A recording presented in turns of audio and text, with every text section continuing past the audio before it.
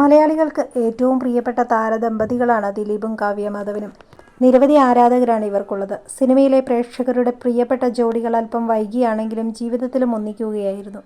പക്ഷേ മഞ്ജുവിൻ്റെ കുടുംബം തകർത്തിട്ടാണ് കാവ്യ ദിലീപിനൊപ്പം പുതിയൊരു കുടുംബം ആരംഭിച്ചത് എന്ന ഗോസിപ്പുകളും അതിലെ സത്യാവസ്ഥയുമെല്ലാം മുൻപേ തന്നെ പുറത്തു വന്നിരുന്നു. ആദ്യ വിവാഹബന്ധം വേർപിരിഞ്ഞ ശേഷമാണ് ദിലീപും കാവ്യയും ഒന്നിക്കാനുള്ള ഈ തീരുമാനമെടുത്തത്.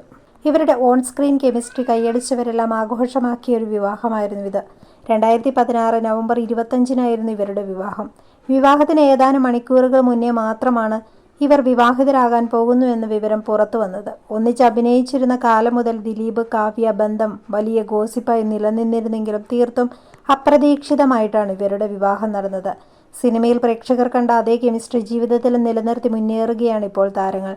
വിവാഹം കഴിഞ്ഞതോടെ പല നടിമാരും സിനിമയിൽ നിന്ന് മാറി നിന്നിട്ടുണ്ടെങ്കിലും കാവ്യ സിനിമയിലേക്ക് തിരിച്ചു വരണമെന്ന് ആഗ്രഹിക്കുന്ന മലയാളി ആരാധകർ ഒട്ടും കുറവല്ല.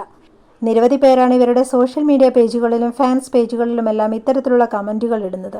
കാവ്യ ദിലീപിൻ്റെ ജോഡിയായി എത്തട്ടെ എന്ന് ആഗ്രഹിക്കുന്ന ഇരുവരുടെയും ആരാധകർ ഒരുപാടുണ്ട്.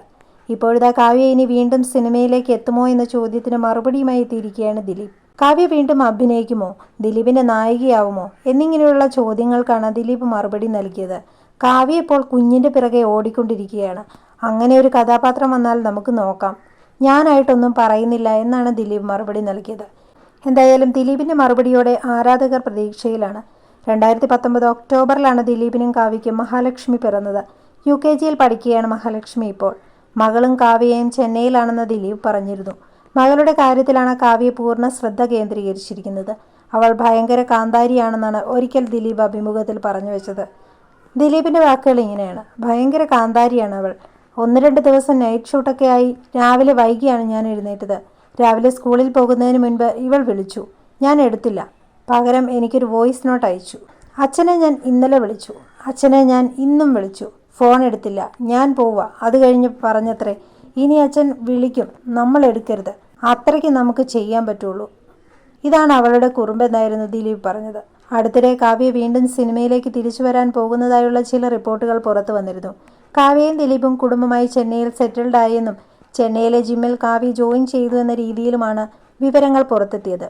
കാവ്യയുടെ ഒരു ചിത്രവും സോഷ്യൽ മീഡിയയിൽ പ്രചരിച്ചിരുന്നു. താരത്തിൻ്റെ മേക്ക് ഓവറുകൾ വാളയാർ പരമശിവത്തിലേക്കുള്ള എൻട്രി ആണെന്നാണ് ആരാധകർ പറയുന്നത്.